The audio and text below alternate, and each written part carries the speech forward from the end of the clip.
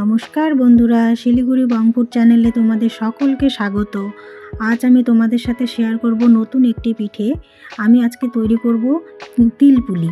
অনেকেই তো দুধ পুলি, ক্ষীর পুলি সবাই খেয়েছে, তো আজকে আমি তৈরি করব তিল পুলি।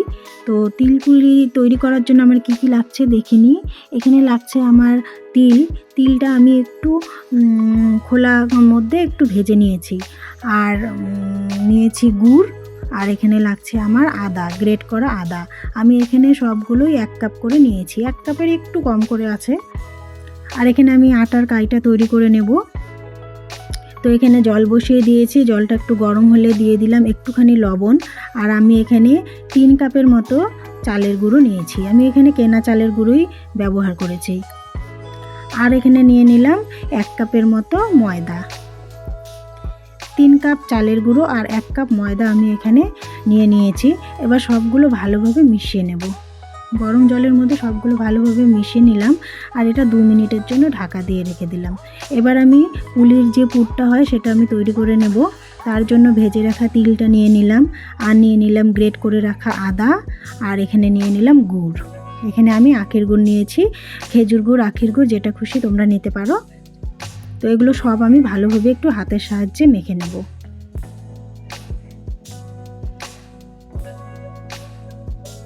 সবগুলো একটু ভালোভাবে আমি মিশিয়ে নিলাম। এটাই আমরা পুলির ভিতরে ব্যবহার করব।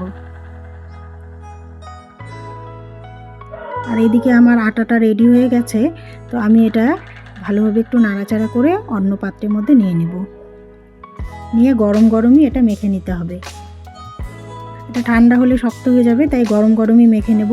আর হাতে বেশি গরম লাগলে তোমরা একটু ঠান্ডা জলের মধ্যে হাতটা ভিজিয়ে নিতে পারো।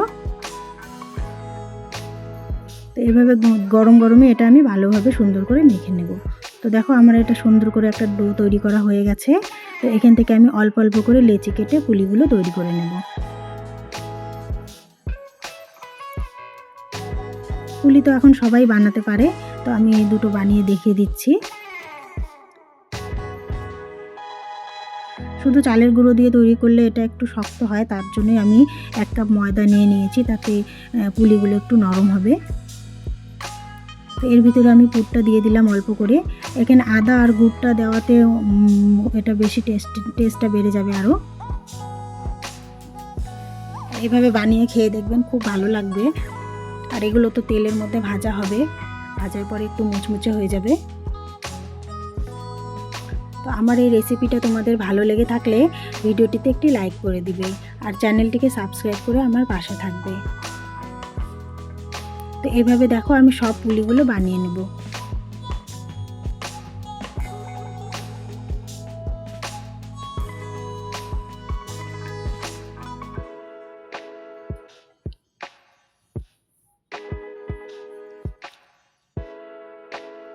এগুলো ভাঙার ভয় থাকে না, তো এইভাবে একটু মুখটা চেপে চেপে বন্ধ করে দিলে আর তেলের মধ্যে ভাজা হলে একটু শক্ত হয়ে যাবে, আর এগুলো ভাঙার কোনো ভয় থাকবে না।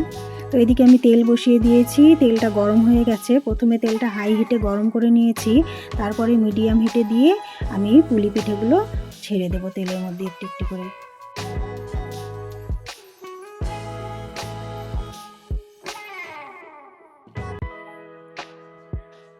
তো এটা খুব লাল করে ভাজার দরকার নেই, হালকা লাল করে ভেজে আমি এটাকে তুলে নেব। তো আমার পিঠেগুলো কিন্তু একদম রেডি।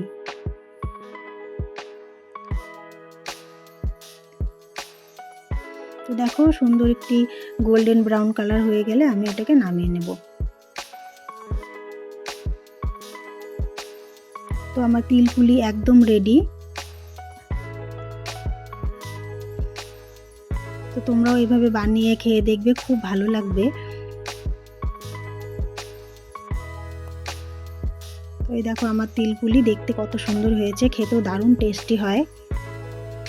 আর তোমরা বাড়িতে বানিয়ে খেয়ে দেখবে কেমন হয়েছে, আমাকে কমেন্ট করে জানাতে ভুলবে না। তো আজকের মতো এটুকুই, দেখা হচ্ছে আরও একটি নতুন রেসিপি নিয়ে।